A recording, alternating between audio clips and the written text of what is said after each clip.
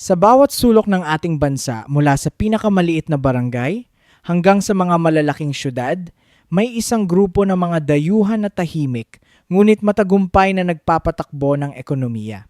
Sila ang mga Indian entrepreneurs. Marami sa atin ang nakakakita sa kanila na nakamotorsiklo, may bitbit na notebook, at bumibisita sa mga sari-sari store.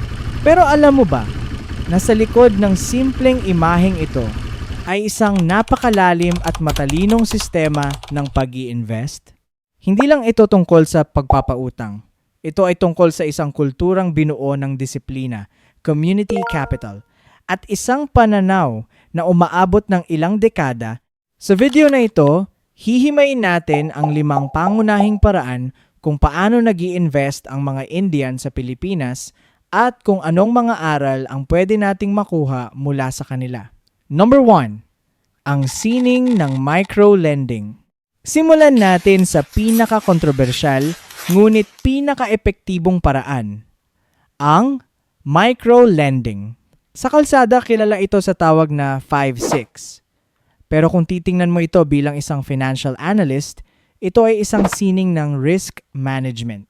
Bakit mas pinipili ng mga maliliit na tindera ang manghiram sa kanila kaysa sa malalaking bangko? Dahil sa accessibility.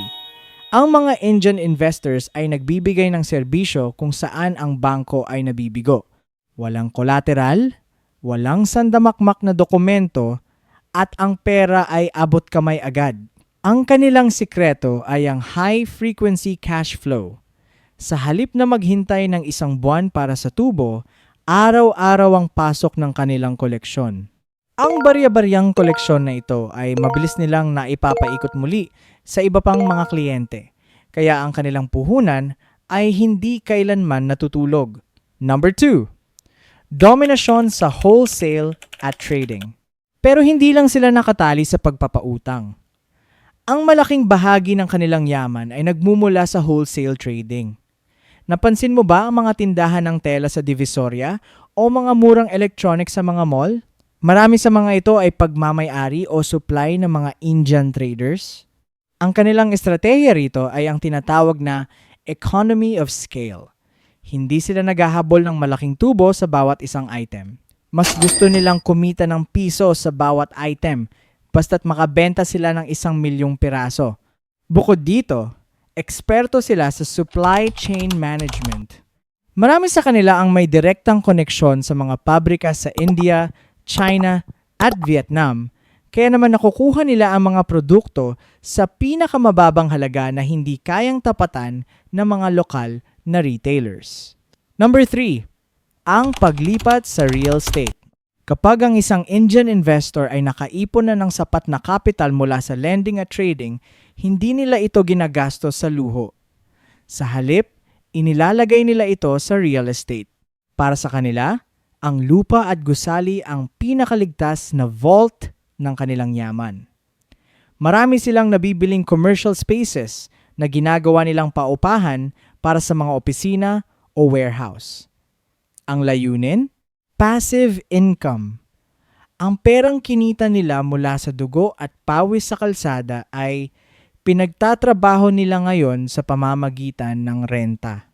Ito ang dahilan kung bakit ang mga pamilyang Indian na dekada na sa Pilipinas ay madalas na nagmamay-ari na ng mga prime properties sa mga lungsod. Number 4, ang kapangyarihan ng community trust. Marahil ito ang pinaka-importante sa lahat, ang kanilang social capital. Sa komunidad ng mga Indian, ang tiwala ay mas mahalaga kaysa sa kontrata. Kapag ang isang baguhan o kababayan nila ay gustong magsimula ng negosyo rito sa Pilipinas, ang komunidad mismo ang nagsisilbing human bank. Nagpapahiram sila ng puhunan sa isa't isa na may napakababang interest o minsan ay wala pa, base lamang sa reputasyon ng pamilya. Nagbabahagi rin sila ng mga market secrets, kung saan ang murang supplier, anong lugar ang magandang pagpautangan, at sino ang mga dapat iwasan. Ang ganitong suporta ang nagbibigay sa kanila ng unfair advantage sa mundo ng negosyo. Number 5, ang mga aral at konklusyon. Sa huli, Ano nga ba ang tunay na aral mula sa mga Indian investors? Hindi ito tungkol sa lahi, kundi tungkol sa sistema at mindset. 1. Disiplina. Ang kakayahang mamuhay ng simple kahit malaki na ang kinikita. 2. Persistence. Ang pagtitiyaga na maningil at magikot kahit sa ilalim ng init ng araw. 3. Compound growth. Ang pag-unawa na ang maliit na barya kapag laging ini-invest ay nagiging milyon sa loob ng mahabang panahon. Ang mga Indian sa Pilipinas ay paalala sa atin na ang yaman ay hindi nakukuha sa isang sugal o sa isang get-rich-quick scheme. Ito ay itinatanim, inaalagaan, at higit sa lahat, pinapaikot ng may katalinuhan.